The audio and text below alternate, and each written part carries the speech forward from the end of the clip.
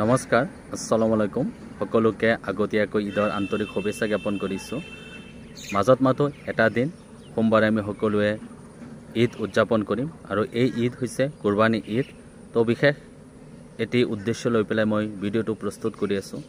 আমি সকলোৱে যাৰ যাৰ ক্ষমতা আছে কুৰবানী দিম আৰু কুৰবানী দিয়াৰ পিছত যিবিলাক অলাগতিয়াল অংশ থাকে এইবিলাক আমি য'তে ত'তে নেপেলাম, গাঁত খান্দি পেলাই পুতি দিম, যাতে কোনো ৰকমৰ অপ্ৰীতিকৰ ঘটনা সংঘটিত নহয়।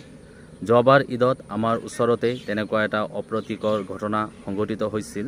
তো আপোনালোকে যিসকলে ঢেকীয়াজুলিৰ মানুহ আছে তেওঁলোকে গম পায় যে ৰঙাগড়ত এটা অপ্ৰীতিকৰ ঘটনা হৈছিল, যে কুৰবানী দিয়াৰ পিছত যিবিলাক অংশ অলাগতিয়াল অংশ এয়া মন্দিৰৰ আগত কুকুৰে টানি লৈ গৈছিল, সেয়া লৈ পেলাই এটি অপ্ৰীতিকৰ ঘটনাৰ ঘটিছিল।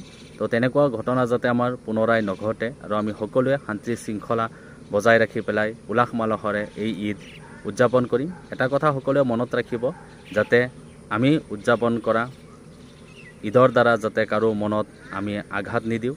আৰু আগতে বিভিন্ন ছ'চিয়েল মাধ্যমত দেখিবলৈ পাইছোঁ যে কুৰবানী কৰা জীৱ জন্তুৰ ফটো বা মাংস ফেচবুকত বা আন ছ'চিয়েল মিডিয়াত আপলোড কৰে। তেনেকুৱা আপোনালোকে নকৰিব, যাতে আমাৰ ঈদটো আমি যাতে ভালকৈ পালন কৰিব পাৰোঁ আৰু আমাৰ কাৰণে যাতে আন কোনোবাই কষ্ট নাপায় সেই কথাটো সকলোৱে গুৰুত্ব সহকাৰে ল'ব। তো তাৰ কাৰণে মই ভিডিঅ'টো প্ৰস্তুত কৰিছিলোঁ। তাৰ মাজত যদি কিবা ভুলভ্ৰান্তি হয় আপোনালোকে ক্ষমা কৰিব, কিন্তু মই কোৱা কথাখিনি সকলোৱে গুৰুত্ব সহকাৰে ল'ব আৰু আমি এটি পবিত্ৰ দিনত যাতে আমি সকলোৱে মিলা প্ৰীতিৰে আনন্দময়েৰে যাতে ঈদ উদযাপন কৰিব পাৰোঁ।